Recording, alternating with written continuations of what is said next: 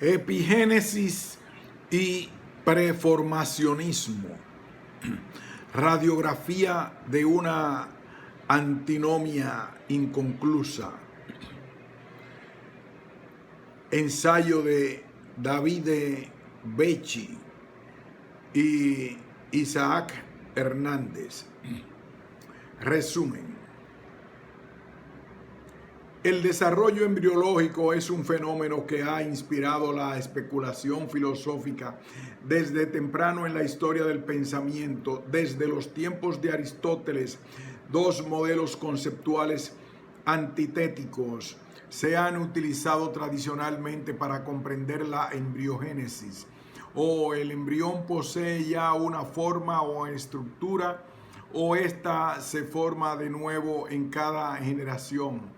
Nuestro objetivo en este artículo es mostrar que el contraste entre la posición preformacionista y epigenética existe a pesar de los formidables avances teóricos y experimentales de la biología del desarrollo contemporánea. El preformismo y la epigénesis han perfeccionado constantemente sus posiciones en el curso de la historia con el fin de responder a los retos conceptuales de la época. Este continuo proceso de transformación ha dado lugar a una convergencia parcial entre las dos posiciones. Sin embargo, vamos a argumentar que a pesar de los esfuerzos por conciliar ambas posturas, esta antinomia, que se erige como una de las más fundamentales de la biología, no será fácil de superar. Introduciendo la antinomia, una breve historia del debate preformacionismo-epigénesis. El fenómeno del desarrollo morfológico de un ser vivo ha sido un tema que ha acaparado la atención desde los primeros tiempos del pensamiento. Así, no es extraño que Aristóteles, quien probablemente encarnara al primer embriólogo de la historia, se posicionara frente al fenómeno bajo dos vías hipotéticas aparentemente irreconciliables. O del desarrollo se explica por un orden preexistente en el embrión, o este orden es formado en cada generación desde cero. Esta inquietud potenciaría dos modos de entender la emergencia de la forma biológica que estarán entrelazados hasta los tiempos actuales. La primera hipótesis, el preformacionismo, por mucho tiempo concibió el desarrollo como el desempaquetamiento de una estructura ya existente, asumiendo por tanto que la organización del ser viviente estaba ya presente en el embrión en miniatura. El homúnculo de Nicolás Hartzocker proporciona una llamativa representación de esta postura. Así, el compromiso de localizar la forma orgánica ha sido desde siempre la marca distintiva de la tesis preformacionista.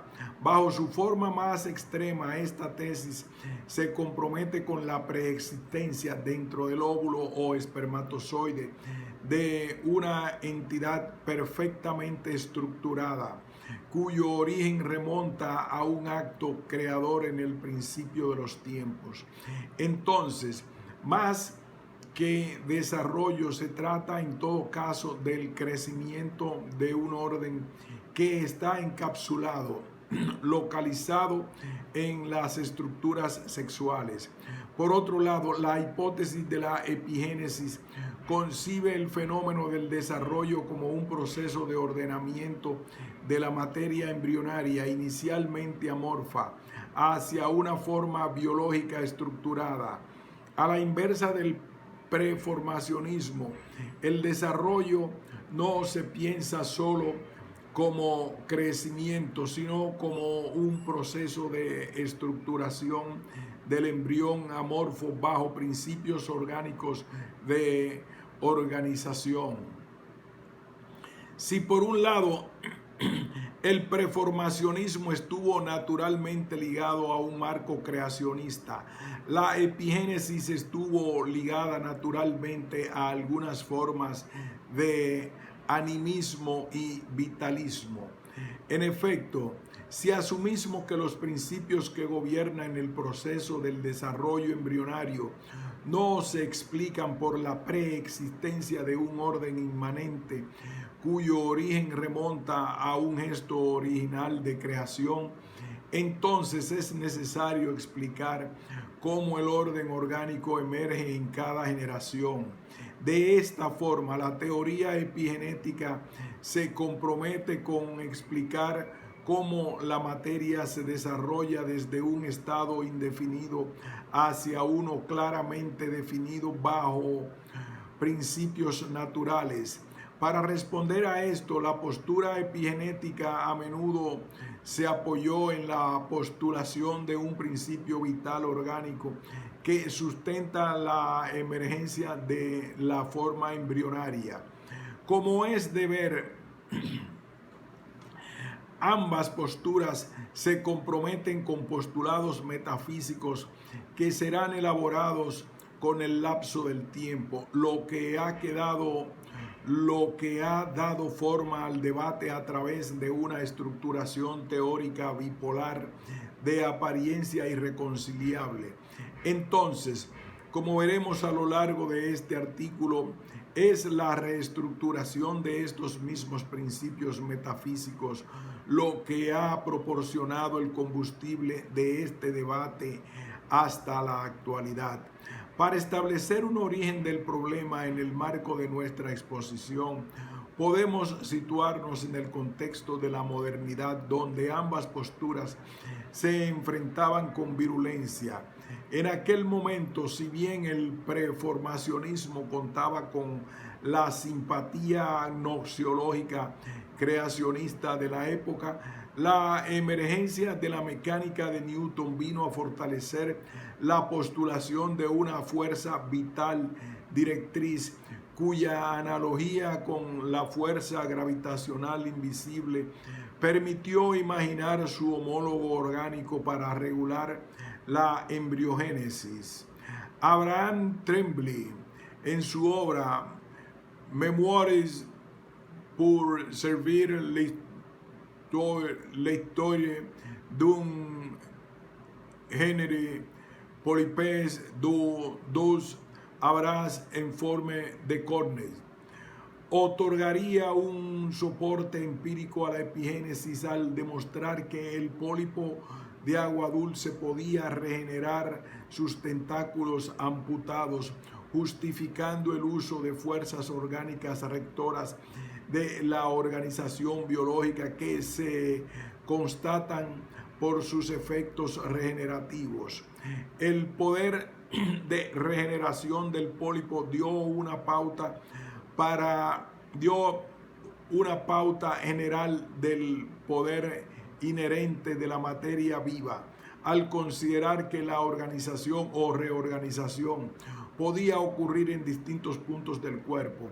En efecto, después de la experiencia de Tremblay, la teoría preformacionista necesitaba ser modificada, pasando de una teoría general de gérmenes ubicados en un sector específico del cuerpo a una teoría de preexistencia de gérmenes también locales.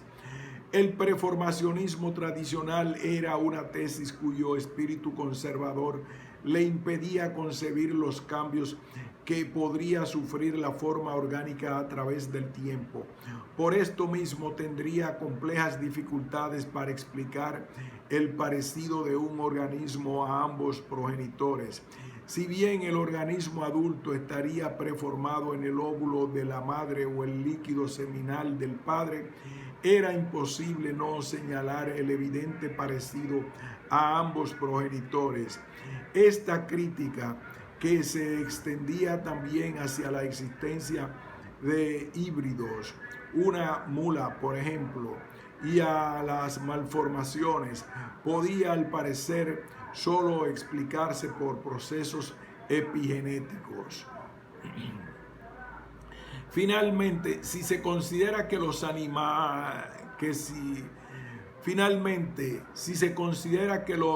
animálculos eran en realidad seres completos con todas sus partes, entonces todas las generaciones de seres debían estar contenidos en el primer ejemplar, en el caso de los humanos, desde Adán y Eva, para lo cual estaban obligados a abrazar la tesis metafísica de que Dios dispuso desde el origen de la creación todo lo necesario para que el mundo funcionase por sí mismo. Tal acto creador implica la simultánea creación de todos los seres vivos que van a nacer y posiblemente la de muchos otros que jamás nacerán. Se trata entonces de la afirmación de la existencia de los gérmenes en el origen de los tiempos, un origen tan antiguo como el universo mismo, cuya defensa arrastra necesariamente una inflación de disposiciones metafísicas. De esta forma, el preformacionismo termina violando la navaja de Ockham para sustentar el origen de los gérmenes, pues la aceptación de principios metafísicos para sustentar la permanencia de los gérmenes intactos desde el principio hasta el fin de los tiempos involucra una extrema utilización de tesis infalsificables. Esto último impide la imposibilidad de confeccionar sistemas naturales que, como la epigénesis, plantean la imposibilidad de explicar los fenómenos vivientes a partir de principios naturales que respondan a una expectativa de carácter más científica. A finales del siglo XVIII y comienzos del siglo XIX, las debilidades del preformacionismo tradicional comienzan a hacerse notar, sobre todo cuando los avances en la técnica instrumental habrían proporcionado hallazgos empíricos que permitían documentar con mayor precisión los procesos del desarrollo. La imposibilidad de constatar estructura en las primeras fases del desarrollo inclinó poco a poco la balanza hacia los epigenetistas. Finalmente, la vía epigenética de explicación logra introducirse como una opción válida en las teorías del desarrollo, desplazando parcialmente a la teoría preformacionista tradicional. A mediados del siglo XIX ya se pensaba que todos los procesos vitales específicos, metabolismo, crecimiento, reproducción y herencia, podían ser reducidos a las actividades que ocurren dentro de ciertas estructuras llamadas células. Consecuentemente, la teoría celular se construyó respecto a tres principios: que todas las plantas y animales están hechos de células, que todas las células surgen de otras células y que las células poseen todos los atributos de la vida. La célula, como unidad básica, estructural y funcional de la vida, supone que toda célula deriva de otra célula por medio de divisiones funcionales, y así hasta la primera célula huevo llamada embrión. Por tanto, se puede pensar en una correlación causal entre la primera célula embrionaria y el organismo adulto, cuyas funciones vitales serían controladas desde el interior de estas unidades estructurales. Weismann va más lejos al localizar las partículas responsables de la herencia en el núcleo de las células germinales, afirmando que la naturaleza de la célula está en realidad decidida por elementos del núcleo. Weizmann, 1893. La herencia estaría en principio contenida en el plasma germinal de la célula embrión, agrupada en series de unidades llamadas determinantes, cada una con propiedades particulares. Las células germinales conservarían en su núcleo todos los determinantes propios de la especie.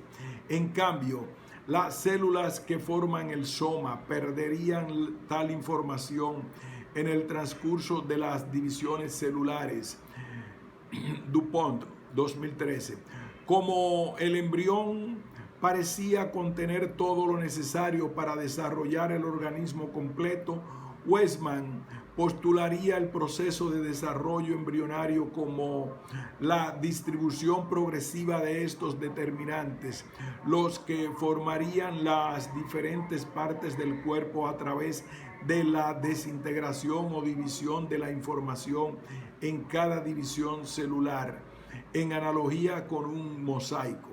Este esquema traduce el desarrollo como un proceso de pérdida gradual de potencialidades a partir de una célula totipotencial, es decir, el embrión, por medio de divisiones celulares consecutivas, dando origen a un organismo multicelular cuyos constituyentes son células que perdieron su totipotencialidad, dado que se especializaron. La diferenciación celular es así equivalente a un proceso gradual de pérdida de capacidades de desarrollo. La hipótesis de Weizmann refresca la teoría performacionista, dado que conceptualiza el desarrollo como un proceso causal unidireccional que parte desde el núcleo de la célula embrión hasta el organismo adulto sin recurrir a una fuerza vital invisible. Esto permite concebir la morfogénesis como un proceso cerrado y limitado a la actividad del núcleo de las células sin la influencia de variables de otro tipo. El destino de las células está determinado por las fuerzas situadas dentro de ellas y no por influencias externas. Weizmann, 1893. Si los determinantes son pensados como codificadores de algún tipo de información, entonces esto significa que la información endógena otorgada por los determinantes es suficiente para determinar la ontogenia. La hipótesis ontogenética de Weizmann prepara el camino para la introducción de una noción fuerte de información en biología. La idea de que el organismo entero está contenido potencialmente en un lugar físico y espacialmente definido equivale a imaginar que los determinantes, una sustancia material que debe estar en el núcleo, opera al modo de un plano arquitectónico cuyas instrucciones son seguidas estrictamente por las demás unidades estructurales. Esto descubre otra ventaja de la hipótesis de Weizmann, su facilidad para ser modelada y testeada, lo que permitiría imaginar más tarde la posibilidad de poder computar el organismo entero. Véase la próxima sección.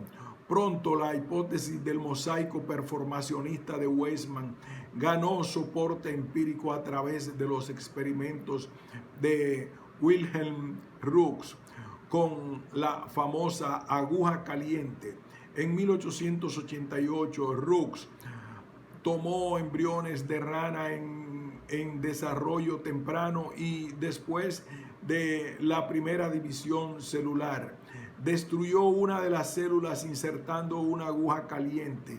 Una mitad se desarrollaba acorde al fragmento viable de embrión, tal como debía ocurrir dada la restricción de su información, mientras que la otra mitad simplemente no se desarrollaba. Este experimento proporcionaba evidencia a favor de la hipótesis de Weismann, principalmente porque mostraba que en cada división celular ocurría también una fragmentación de la información hereditaria contenida en el huevo. Sin embargo, cuando en 1892 Hans Driesch intentó repetir los experimentos de Rux siguiendo otro método, en lugar de destruir la célula con una aguja caliente, separó las células por agitación y con otra especie, en lugar de ranas, usó erizos de mar. Descubrió que cada célula separada formaba un embrión entero, aunque más pequeño. El fenómeno de escala embrionaria, embryonic scaling, Driesch concluía a favor de la totipotencialidad celular, contradiciendo la hipótesis de Weismann sobre el desarrollo entendido como fenómeno de pérdida de información y partición específica de material hereditario. Más tarde, en 1924, Hans Spemann y Hilde Mangold, a través de experimentos de trasplantes, descubrían que el tejido embrionario poseía un poder organizador, ya que podía generar una estructura entera y viable en el huésped, también de otra especie, a partir de un fragmento de células trasplantadas. Admundson, 2005, Manchain, 2005. Encuadrando el debate, la importancia de los experimentos de Rux, Driesch y Mangold-Spemann. Estos experimentos abrían muchos debates en embriología. En primer lugar, la tesis preformacionista de Weismann choca con el problema más complejo de lo previsto de la naturaleza causal del fenómeno de diferenciación celular. Por un lado, la postulación de un proceso lineal determinista y regulado por ciertas entidades químicas localizadas en el núcleo del embrión no podía explicar fácilmente las interacciones causales deslocalizadas que sugieren los experimentos de Driesch, en donde la diferenciación celular parece también estar constreñida por elementos externos al núcleo del embrión. En efecto, los experimentos de Driesch y Mangold-Spemann mostraban que el proceso de diferenciación depende también de la posición relativa de la célula en el contexto embrionario. Driesch describía el embrión de erizo de mar como un armonioso sistema equipotencial. El potencial de una célula para diferenciarse en una parte específica del cuerpo depende de su posición dentro del embrión. Así, Driesch introdujo el concepto de información posicional 75 años antes de ser reintroducido y refinado por Lewis Wolpert, Rod, 2011. Grosso modo, la tesis epigenética de Driesch y Spemann sugería que la diferenciación celular dependía tanto de su posición dentro de un contexto embrionario global de relaciones celulares como de la información que pueda tener cada cual en sí misma. El concepto de información posicional implícito en la teoría del desarrollo de Driesch implica que la información ambiental o contextual, como por ejemplo la interacción entre células embrionarias, puede causar cambios en el estatus final de la célula. Esto contradice una de las ideas centrales de Weismann sobre la morfogénesis, entendida como un proceso celular limitado a la actividad del núcleo y cerrado a las influencias externas de cualquier tipo. En segundo lugar, ese debate tuvo un fuerte impacto en la historia didáctica de la embriología. Como Lawrence Levin 2006 lo indican, hasta no hace mucho a los estudiantes de biología del desarrollo se les enseñaba que existen embriones de dos tipos, el mosaico y el regulativo. Los embriones de los animales invertebrados eran pensados tradicionalmente como mosaicos, mientras que los vertebrados eran pensados como autorregulativos, en conflicto con los experimentos de Drake y Rooks, respectivamente. Los embriones de tipo mosaico se consideraban como colecciones rígidas de células con un destino predeterminado y restringido, como lo propuso inicialmente Weisman, mientras que los embriones regulativos se consideraban flexibles y capaces de adaptarse a las interferencias ambientales, tal como tradicionalmente lo proponía la escuela epigenética. Esta dicotomía, sin embargo, se volvió insostenible a medida que aparecía la evidencia experimental, pues esta categorización rígidamente dicotómica nunca salió del plano puramente ideal, dado que, por un lado, el embrión mosaico es una abstracción que no existe y por otro, el embrión regulativo probablemente solo existe en nuestra imaginación. En la actualidad se ha hecho evidente el carácter abstracto e irreal de la caracterización del desarrollo bajo dos modelos separados. En efecto, las interacciones entre las células embrionarias son intrínsecas al proceso regulativo, cuyas interacciones especifican el destino celular.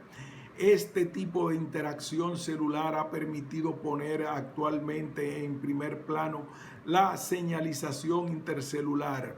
Lawrence and Levin, 2006. Una interpretación simplificada de la hipótesis de Weisman era que todos los determinantes del proceso de desarrollo son factores nucleares localizables. Por supuesto, hay determinantes ubicados en el óvulo de la madre. Sin embargo, esto no es todo, porque en última instancia, en embriones previamente clasificados como de tipo mosaico o regulativo, interacciones multilaterales conducen a una elaboración progresiva.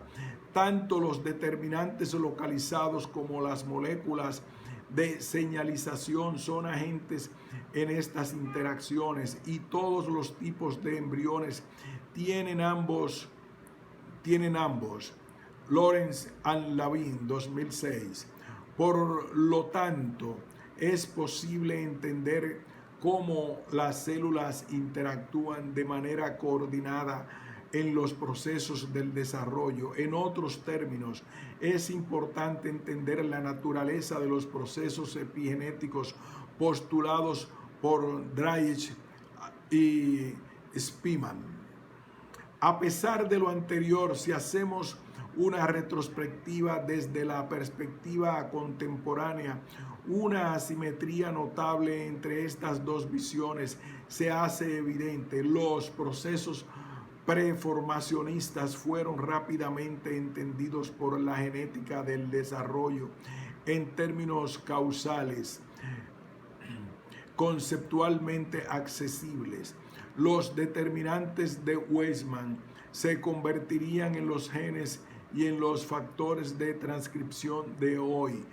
Pero los procesos epigenéticos eran mucho más difíciles de conceptualizar, ya que la comprensión de fenómenos tales como la regeneración de partes y la regulación embrionaria requiere un intento explicativo mucho más sofisticado. El embrión mosaico supuestamente se desarrolla de acuerdo a un programa, pues cada célula, por ejemplo, un blastómero, solo genera la parte del embrión que se supone que debe generar desde el principio. Sin embargo, el embrión regulativo debía desarrollarse de acuerdo a estas dinámicas causales en gran parte desconocidas. Así, los determinantes postulados por Weismann fueron finalmente reivindicados por la genética del desarrollo y algunas décadas más tarde, la promesa de un análisis causal molecular del proceso del desarrollo fue apoyada por el descubrimiento de los morfógenos. De esta forma, la caracterización concreta de los conceptos de un sistema equipotencial armonioso y organizador, postulados respectivamente por Dreyech y Spemann, permaneció esquiva. Así, Dreyech se alineó con la tradición vitalista, postulando una fuerza fundamental responsable de la autorregulación del embrión, mientras que Spemann optó más bien por una posición inestable con fundamentos holistas y vitalistas. Hamburger, 1999, negando que el organizador pueda ser caracterizable únicamente en términos bioquímicos. Su conclusión era que, dado que el desarrollo embrionario parecía requerir de una forma de autoorganización que no se había observado en la materia inerte, Roth, 2011. Ni la física ni la química serían apropiadas para explicar el complejo proceso de regulación, autoorganización y regeneración que podemos remarcar en sus experimentos.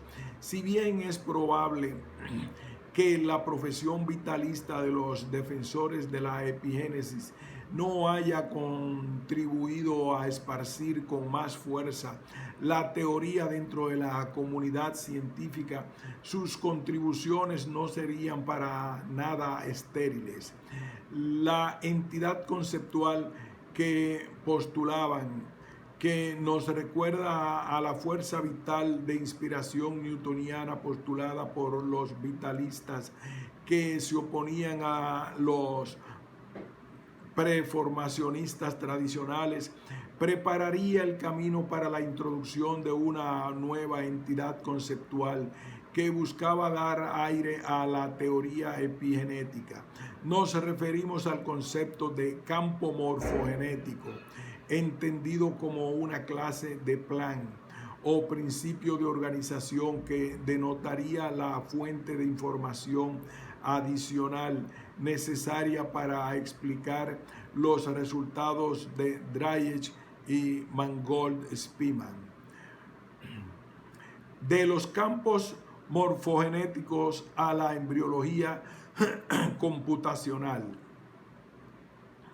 El concepto de campo morfogenético fue introducido por Boveri, 1910, y Gurwitz, 1910, para explicar el fenómeno de coordinación entre las células de un tejido. El concepto se volvió una pieza clave en la embriología experimental durante la primera parte del siglo XX, puesto que no era solo una postulación necesaria para explicar la naturaleza causal involucrada en algunos fenómenos biológicos, sino que también fue el concepto central de una tradición científica que intentaba capturar las reglas de las formas vivientes. El orden espacio-temporal de un organismo en desarrollo es descrito como un campo, en analogía con la teoría del campo electromagnético de la física. Haraway, 1976. Distintas observaciones experimentales parecían indicar la existencia de colectivos particulares de células donde se generaba y regulaba la formación de estructuras definidas, como por ejemplo la formación de extremidades, incluso cuando tales regiones eran trasplantadas en otro lugar o divididas, lo que no impedía regeneración completa de la extremidad en cuestión. También cuando algunas células indiferenciadas eran introducidas en alguna región particular, éstas se incorporaban organizándose y diferenciándose en armonía con esa región, evidenciando el poder organizador del campo. Spearman, 1938. A pesar del éxito inicial del concepto de campo morfogenético, este fue abandonado a mediados del siglo pasado. Con el advenimiento de la genética y los desarrollos de la bioquímica, se volvió esencial identificar la naturaleza molecular y causal del campo. Pero los embriólogos de la primera parte del siglo XX carecían de técnicas apropiadas para lograr estos resultados. De esta forma, el concepto de campo quedó experimentalmente inaccesible durante mucho tiempo, lo que permitió que la genética del desarrollo fuera percibida como la avenida más prometedora para entender los procesos embriogenéticos a nivel bioquímico. De esta forma, la molecularización de la genética produce el simultáneo efecto de eclipsar el concepto de campo y de revivir la tradición preformacionista, la estructura latente que determina el proceso de la morfogénesis. La estructura que no podía verse a través de las técnicas microscópicas de los siglos XVII, XVIII y XIX que Weismann postulaba a través de los determinantes. Fue interpretada como el ADN, redefiniendo la morfología como el estudio de los cambios en la expresión genética, Gilbert et al., y dando luz a una nueva forma de preformacionismo de marco informacional. En este sentido podemos decir que el concepto de gen opaca al concepto campo en la explicación del desarrollo embriológico, fundamentalmente por su fecundidad como programa de investigación experimental. De hecho, en sus orígenes, al igual que el concepto de campo, el gen es un recurso heurístico que se constataba por sus efectos regulares en la materia, por lo que podemos decir que estamos frente a una dicotomía de métodos.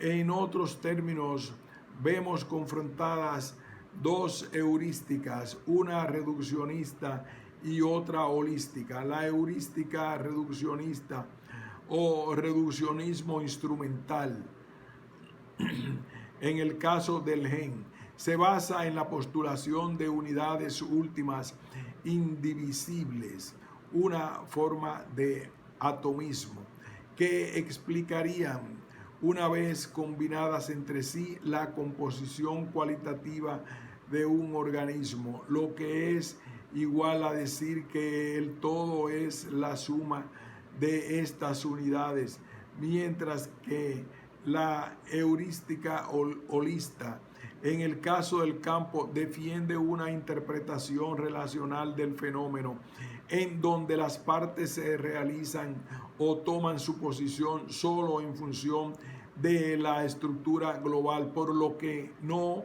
existirían niveles de organización biológica primarios. Como hemos visto en la segunda sección, Weismann ya anticipaba un tipo de reduccionismo instrumental en 1893.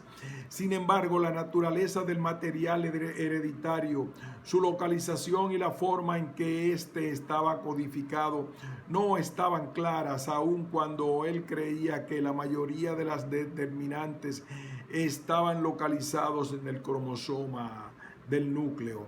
En la primera parte del siglo XX se avanzó en importantes investigaciones para identificar la entidad subcelular responsable de la herencia. Primero Griffith, 1928, y luego Avery, 1944. Establecieron que el ADN era la molécula en cuestión.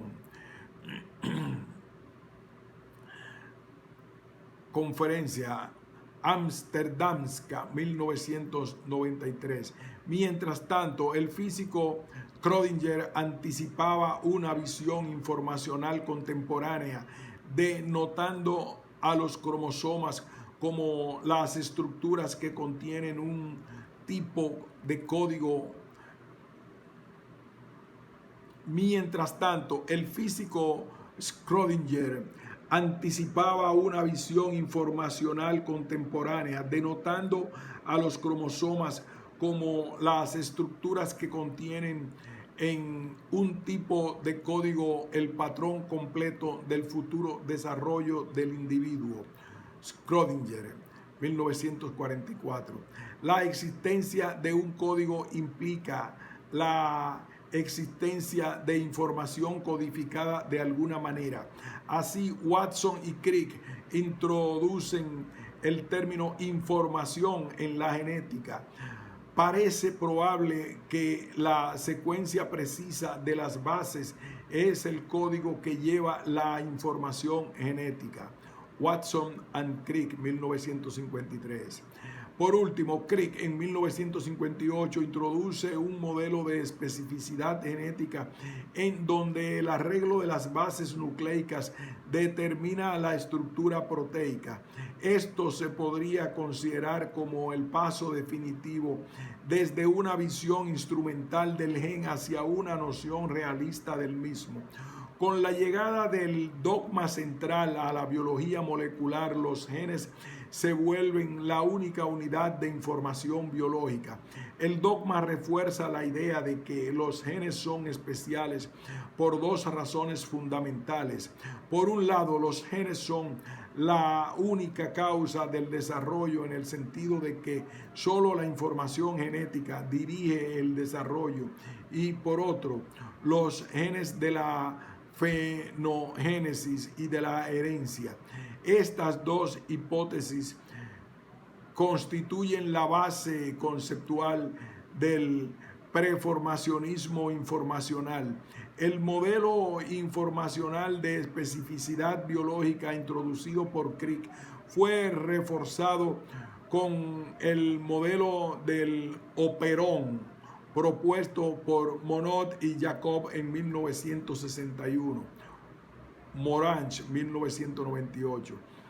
En ese modelo, el genoma se vuelve el único agente activo que controla la ejecución de las instrucciones del programa contenido en él.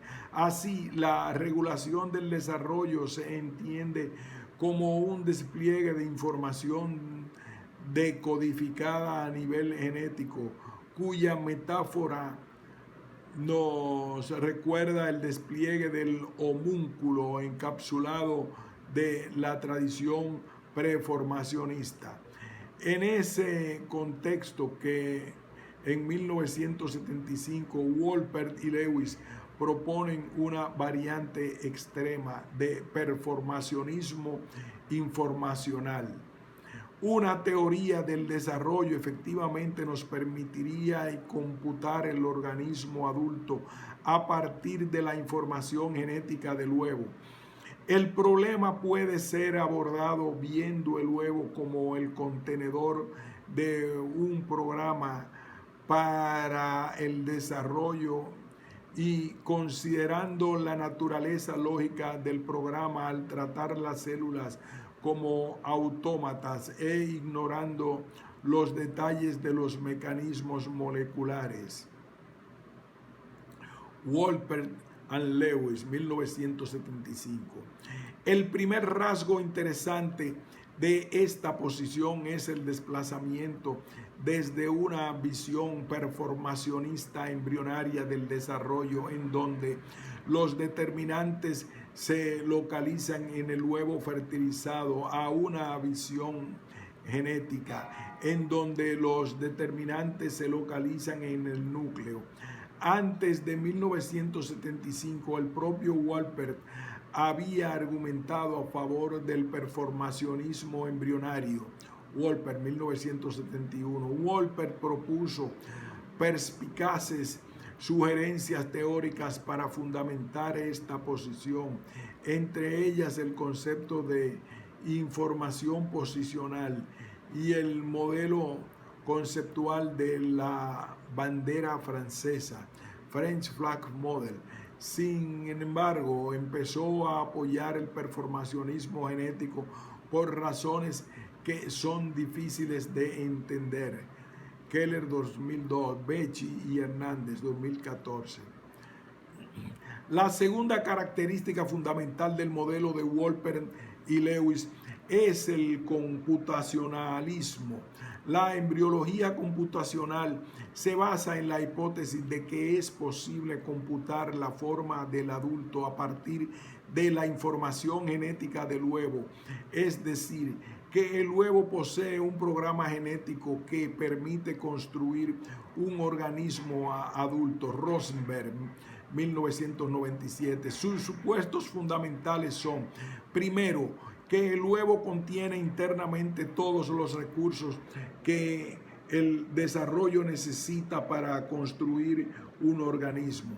Segundo, que estos recursos son de origen genético.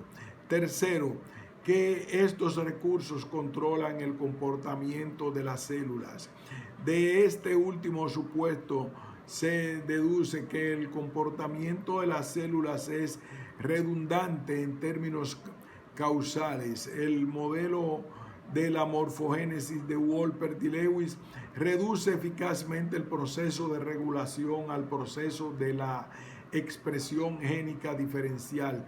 Así, el concepto del programa de desarrollo fue incluido en la categoría de programa genético y el concepto de información posicional fue subsumido en la categoría de la información genética. Finalmente, el problema de la regulación fue deducido al problema de la diferenciación celular, una idea originalmente propuesta por Weismann. Lo interesante de la embriología computacional es que todas las principales características del performacionismo clásico pueden ser identificadas. El huevo contiene un programa genético, es decir, la estructura preformada latente para el desarrollo, que es completo y opera de manera determinista. Es decir, es un algoritmo que potencialmente permite el cálculo del organismo adulto, desechando el aporte de cualquier factor no genético. Como es de esperar, muchos principios conceptuales de este modelo son problemáticos, fundamentalmente porque las células se tratan como autómatas. La idea de computar el embrión se basa en una simplificación metodológica según la cual el comportamiento celular está completamente determinado por el ADN, ya que ex hipótesis, cada cual contiene una lista de reglas que determinan su comportamiento. Wolpert, 1989.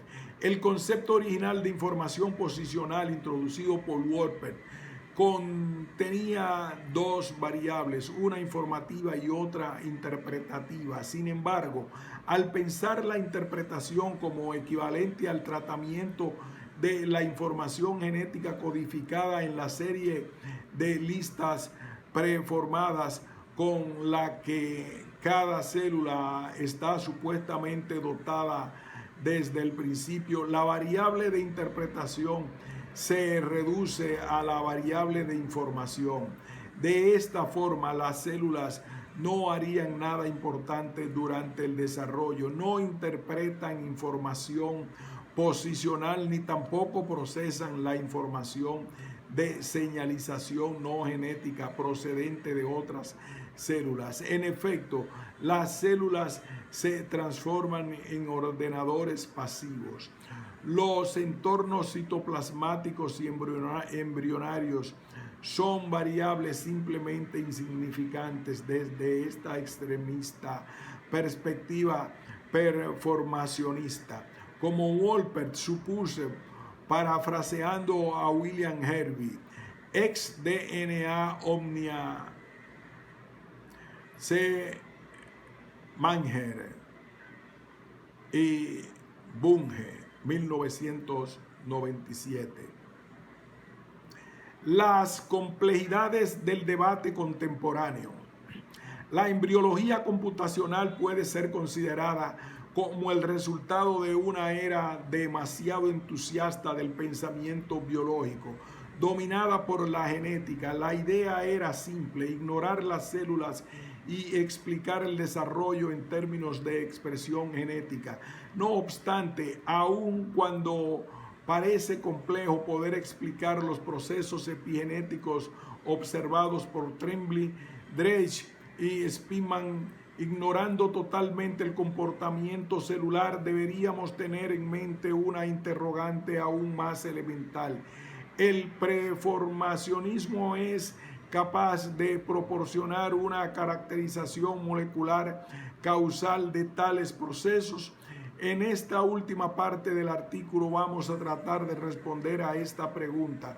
Las raíces epistémicas del preformacionismo informacional forman parte de una ideología que ha sido muy influyente en biología y que se estructura a través de una visión mecanicista de la biología, una visión reduccionista de la ciencia y una visión localista respecto al origen causal del desarrollo.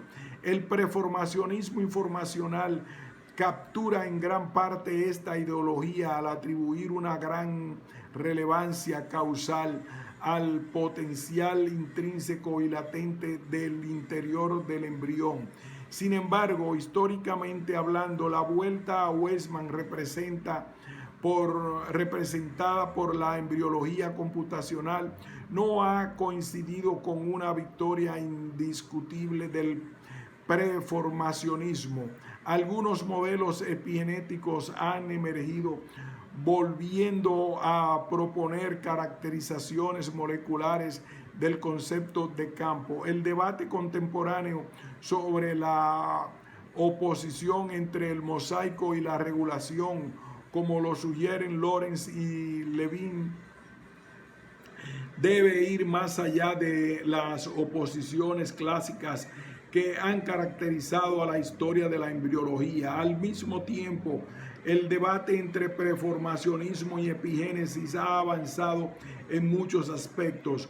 En primer lugar, los biólogos del desarrollo han llegado a la conclusión de que muchos factores extragenéticos son relevantes en la explicación de la ontogenia.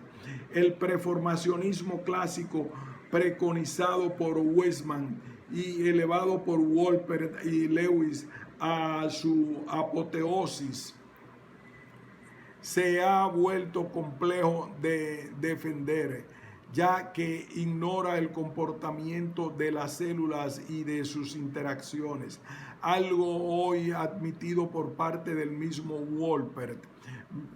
En segundo lugar, los enfoques epigenéticos han abandonado gradualmente las tendencias vitalistas y antifisicalistas heredadas por Drake y Spearman, aceptando progresivamente la necesidad de proporcionar una caracterización molecular de los distintos procesos de regulación del desarrollo observados en la naturaleza. Por lo tanto, los términos de la clásica disputa entre preformacionismo y epigénesis han mutado y actualmente la discusión converge gradualmente hacia una homogeneización de ambas posturas.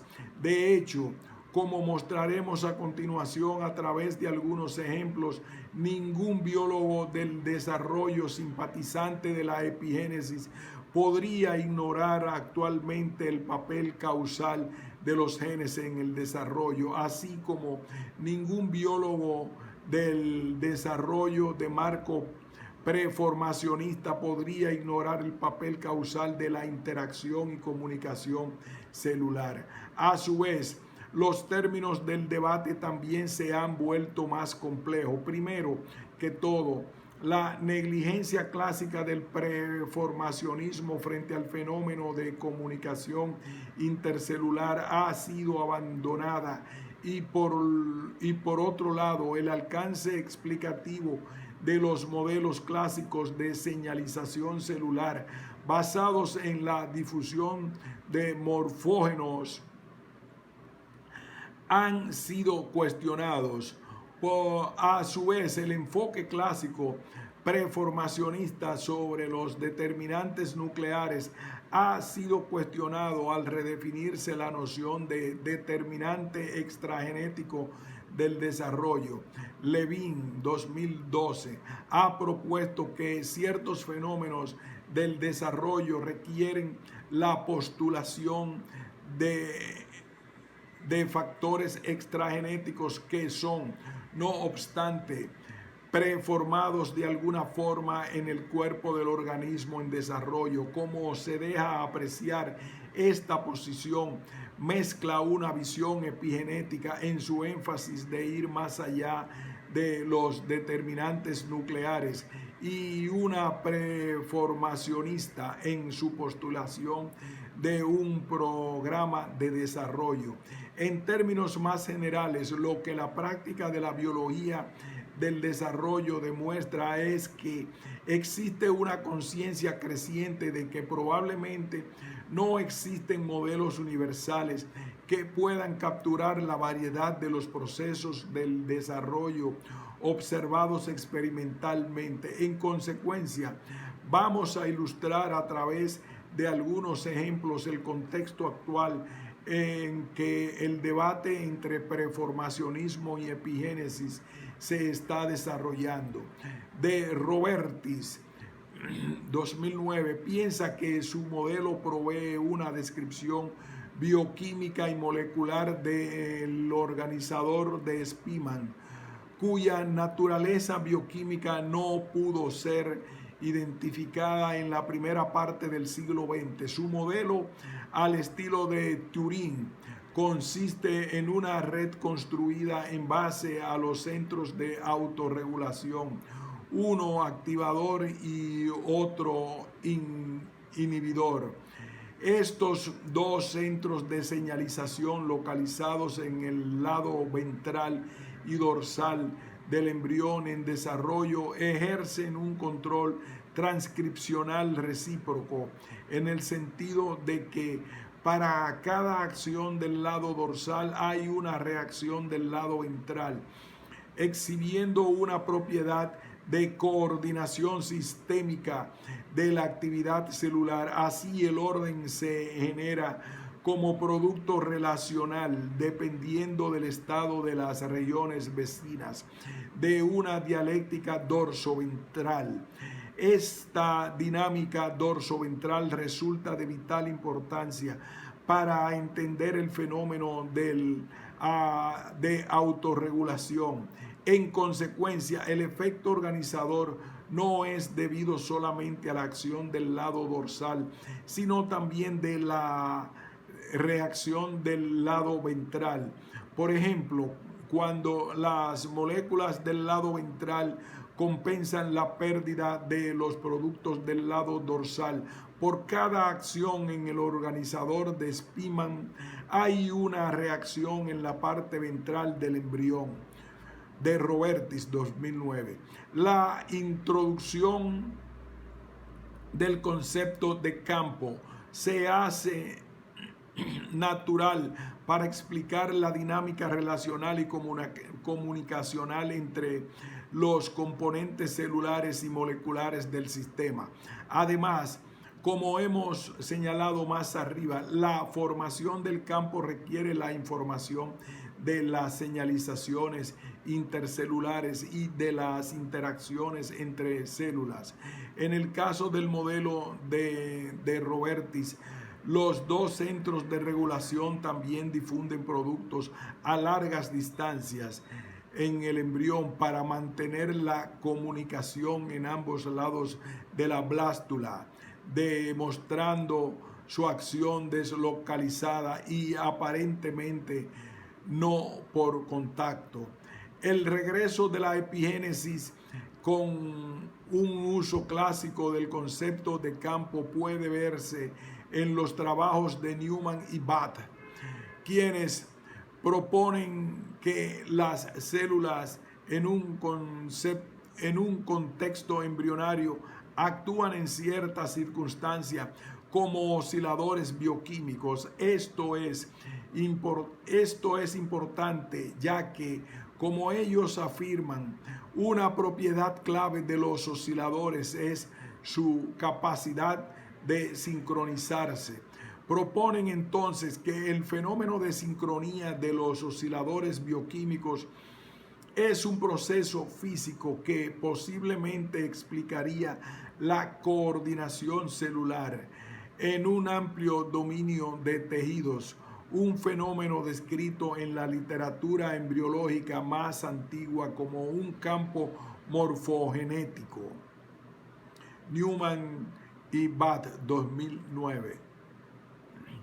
En términos ontológicos, el campo en este modelo corresponde al efecto del comportamiento oscilatorio sincrónico de las células implicadas. Newman y Bath, 2009. Atribuyen este efecto a una causa específica, lo que ellos llaman módulo de los patrones de desarrollo o DPM. Esto se define como una categoría especial de genes, los genes cajas de herramientas, toolkit, que encontramos en el genoma animal del premetazoo y que especifican un sustrato biológico particular, como en las células de un embrión vertebrado. Produce efectos específicos tales como la formación de un campo. La referencia al proceso de oscilación, OSC, explicaría la formación de un campo en términos químicos. OSC consiste en la interacción de moléculas particulares, por ejemplo, Wand, Notch y Hess, cuyo fenómeno físico se produce a través de una sincronización de la oscilación bioquímica, generando un campo cuando se aplica sobre las células de un embrión vertebrado. El modelo de Newman y Bath mezcla al parecer las propiedades de autoorganización dentro de una visión sistémica preconizada por Turing, pero añadiendo el encanto de la acción a distancia, conservando el carácter holístico del concepto original de campo. Minelli bautiza este fenómeno como efecto coro, 2009, teniendo en cuenta que la sincronización celular ocurre a distancia. Este modelo también exhibe la naturaleza no local característica de las interacciones celulares que tanto vemos en los enfoques epigenéticos.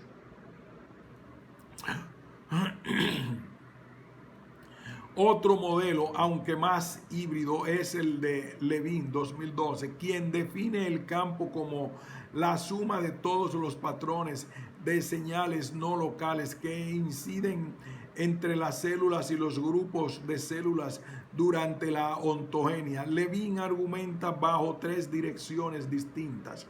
Primero, las señales pueden ser de corto rango y largo rango. Segundo, Las señales pueden ser genéticas, químicas, eléctricas o mecánicas. Y por último, las señales pueden acarrear información acerca del patrón presente, así como del patrón futuro del organismo. Con el primer punto, Levin se aleja de los modelos tradicionales que operan exclusivamente por contacto y proximidad, como el modelo Source Sync, Crick 1970. La idea de una acción a distancia mediante señales es uno de los rasgos definitorios del campo como agente de acción no local. El segundo punto implica que Levin esquiva las restricciones que arrastra el preformacionismo genético o informacional al considerar varios tipos de señales como codificados en el campo. La idea central de la tesis de Levin respecto a la morfología es que existe una amplia gama de determinantes potenciales no genéticos, por ejemplo, determinantes mecánicos o bioeléctricos que son invisibles para las técnicas de perfil molecular contemporáneas, principalmente centradas en las señales genéticas. Por ejemplo, los gradientes que proveen la información posicional para establecer un campo no son solo químicas o transcripcionales, sino que también de naturaleza eléctrica, voltaje. Así, Levin, 2012, propone la interesante tesis de que además de un código genético, hay por lo menos un código bioeléctrico, por ejemplo, patrones dinámicos de flujo de iones y posiblemente otros códigos físicos de información codificada. La explicación de por qué las señales llevan información sobre el patrón presente y futuro del organismo es que los campos contienen la información de un prepatrón, una especie de andamio o plantilla utilizada para crear y mantener la forma del organismo. Este fenómeno es denotado por Levin como morfología objetivo, target morphology. En este sentido, la posición de Levin convive con una suerte de performacionismo. La razón para postular una morfología objetivo es que algunos procesos de desarrollo parecen ser explicables solo si se postula algún tipo de memoria, como la llamada memoria trófica. Bubenic y Blavatsky, 1965. En los ciervos, las lesiones sufridas en una posición específica del asta son recordadas por el organismo en el sentido de que el organismo es capaz de producir crecimientos ectópicos, es decir, nuevas púas en la misma posición en el futuro. La existencia de este fenómeno tiene, de acuerdo con Levin, las siguientes implicaciones. En primer lugar, la ubicación de las lesiones en los sitios remotos se comunican a las células del cuero cabelludo.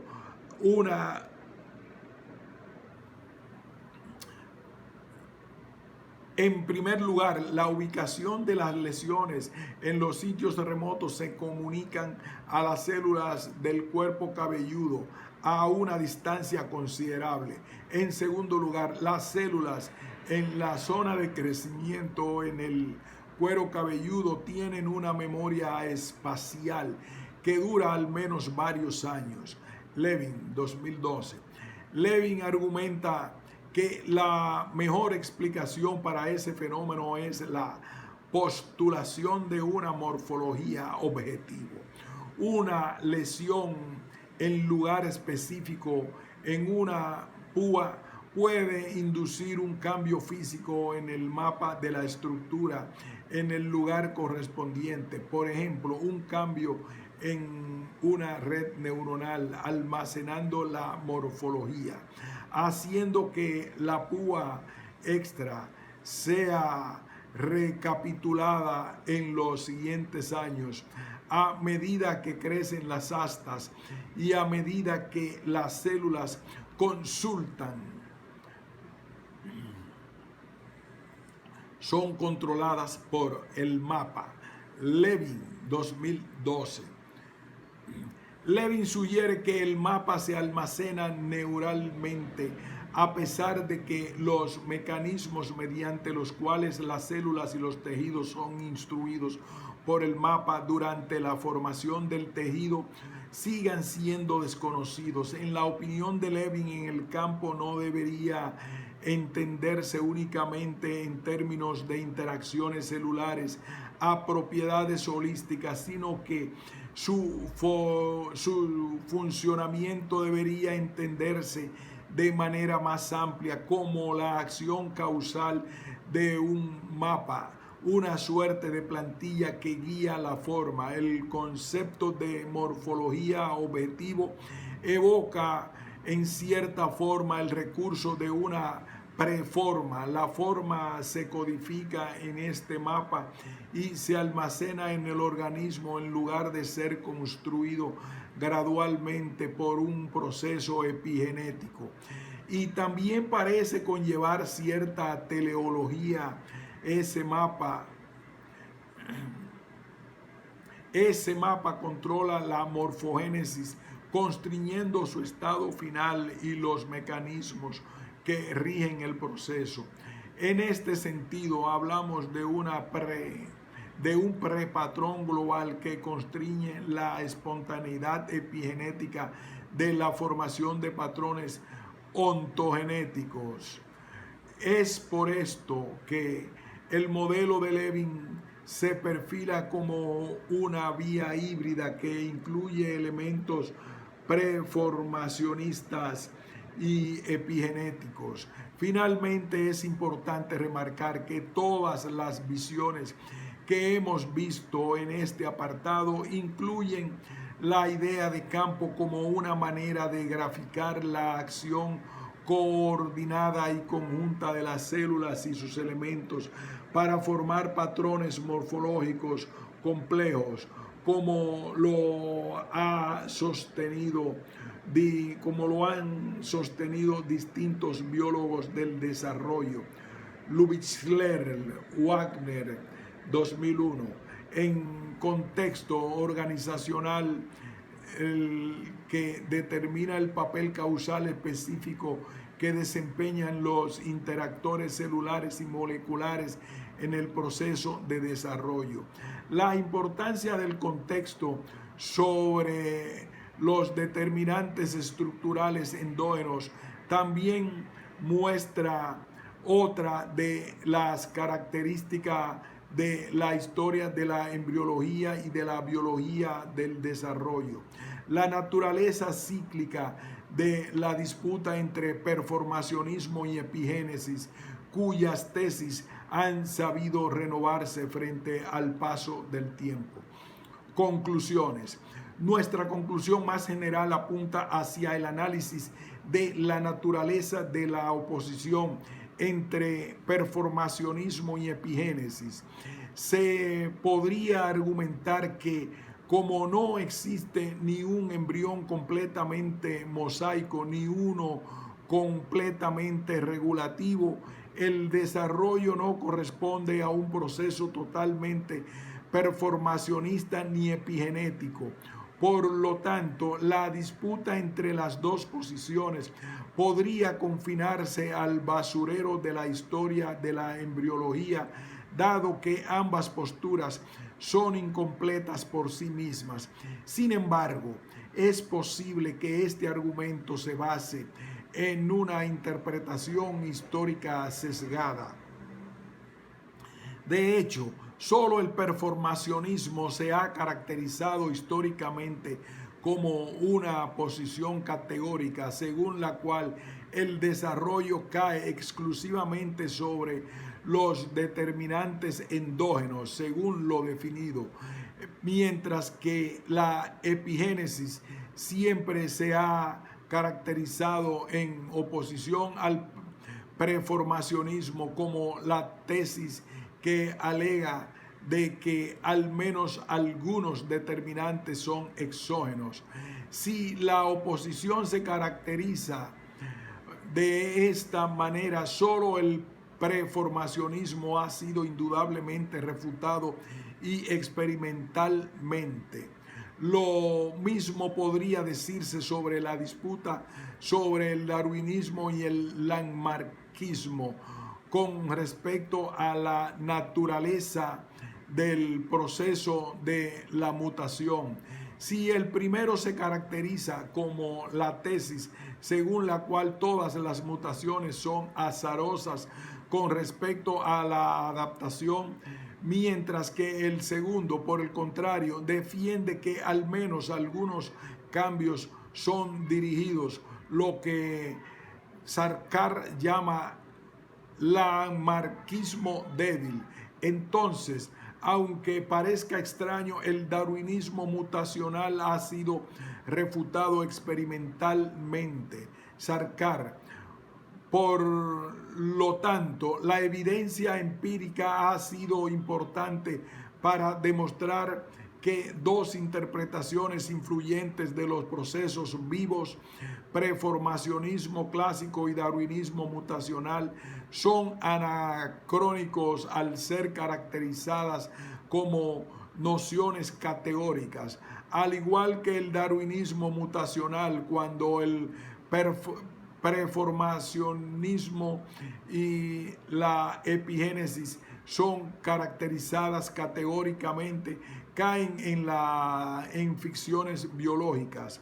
Al respecto, la evidencia empírica ha sido fundamental para mostrar que el desarrollo de los organismos de todas las especies es una combinación de factores determinantes endógenos y exógenos.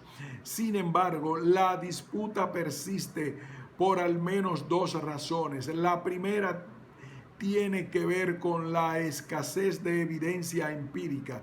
Las posturas preformacionistas que han privilegiado los factores de transcripción o que han postulado conceptos como el morfología objetivo, así como los planteamientos epigenéticos que han privilegiado las interacciones celulares y la comunicación intercelular, deberían ser capaces de explicar la naturaleza de los fenómenos tales como la regeneración de partes observado por Tremblay.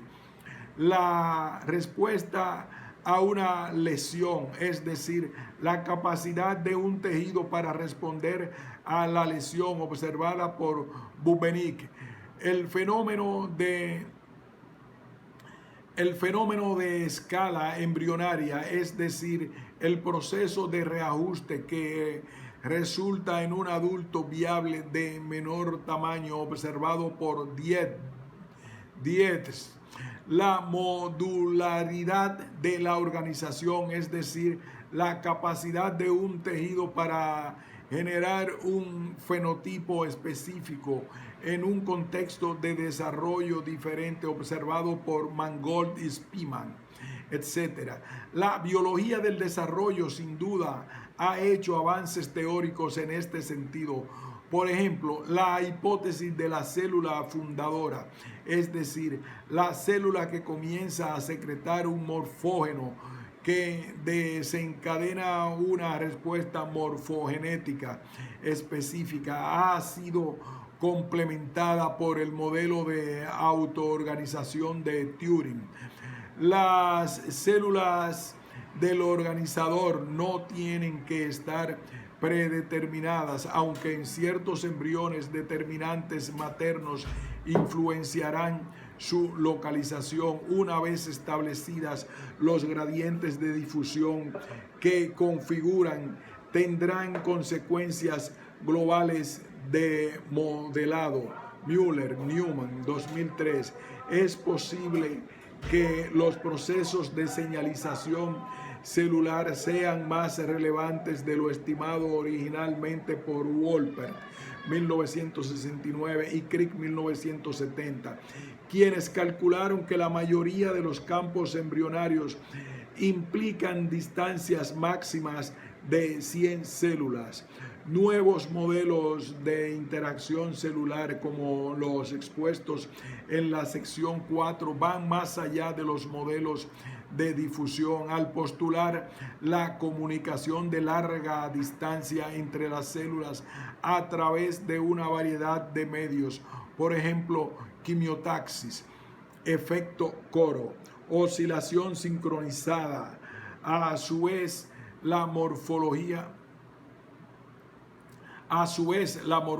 objetivo amplía la concepción estándar de la herencia y el enfoque tradicional de la genética del desarrollo de los factores de transcripción. No obstante, a pesar de los avances teóricos, se necesita trabajo experimental para apoyar todos estos modelos conceptuales. Es por esto que sugerimos en primera instancia que la disputa entre epigénesis y preformacionismo persiste por razones empíricas, más específicamente por su ausencia. La segunda razón, y probablemente la más importante, que explica la persistencia del debate es que el preformacionismo y la epigénesis intentan explicar el desarrollo a través de diferentes concepciones causales. En efecto, como ya hemos indicado en nuestro análisis, un lado de la discusión abraza la postulación de un plan preformado, un principio determinativo que rige el desarrollo. En este sentido, también el concepto morfología objetivo de Levin es preformacionista. La forma se codifica en el mapa y se almacena en el organismo, en lugar de ser construido gradualmente epigenéticamente. Una de las raíces fundamentales de la oposición preformacionismo-epigénesis se refiere a la localización y a la naturaleza física de este principio de orden estructural. Los enfoques preformacionistas han localizado tradicionalmente este principio en alguna parte del embrión fertilizado. Sin embargo, Levin considera los principios de orden como morfología objetivo, no locales por excelencia, dado que las fuerzas causales que inciden en un componente del sistema no son solo locales. La verdadera ruptura con la tradición preformacionista sería considerar viable una teoría del desarrollo que no apele a ningún principio determinante preformado. Turing, 1952, hizo una contribución en esta dirección. En la visión causal preformacionista de la embriogénesis, el agente causal que inicia el proceso. Sin embargo, el modelo de reacción-difusión de Turing provee una conceptualización de cómo una estructura puede surgir de un material homogéneo debido a las propiedades de autoorganización, sin necesidad de un plan central predeterminado. El modelo funciona sobre un contexto embrionario continuo, homogéneo y simétrico, cuyo desequilibrio a causa de perturbaciones aleatorias gatilla una serie de procesos en el sistema que resultan en el desarrollo de patrones estructurales espontáneos. En el mismo sentido, Godwin argumenta que hay algo en la organización dinámica interna de un huevo que hace su simetría esférica inestable, por lo que cualquier perturbación, una fluctuación interna de iones, por ejemplo, o un estímulo externo, lo va a activar. En este sentido, el modelo de Turing reivindica una posible vía epigenética pura. Otra importante oposición de relevancia causal se refiere al papel de las moléculas, células y tejidos en desarrollo. El problema está bien ilustrado por Levin. En general, se supone que el mejor camino para la comprensión de la generación de forma es mediante la disección mecanicista de las normas que rigen el comportamiento de una sola célula. Así, muchos esperan que a través de la biología de sistemas algún día entenderemos cómo los comportamientos de las células se suman a la construcción dinámica y al complejo mantenimiento de una morfología de 3 dimensiones. Levin, 2012. Sin embargo, si efectivamente existe una morfología objetivo, entonces el entender la actividad a nivel celular no es el contexto de análisis más adecuado para comprender la morfogénesis. Un contexto de análisis causal más global es necesario.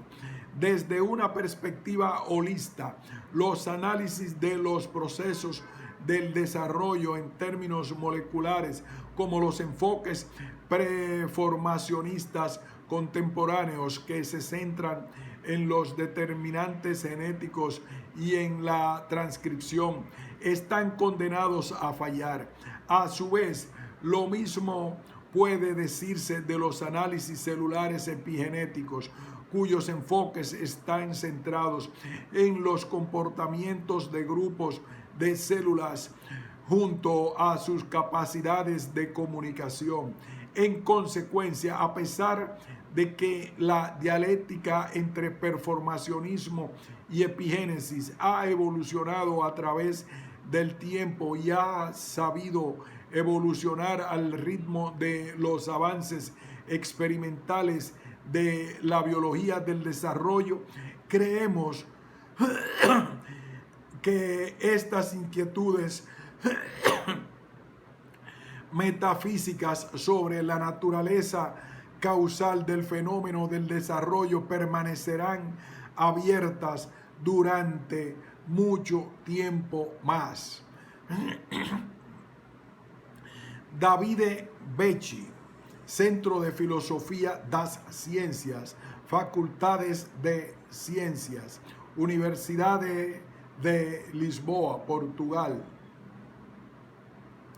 Isaac Hernández, École Doctorale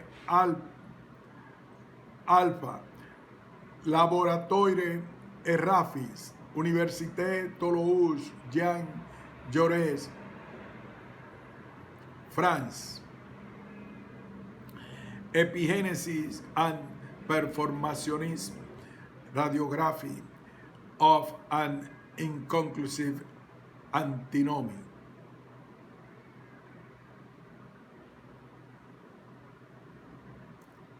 Science Studies, Sao Paulo.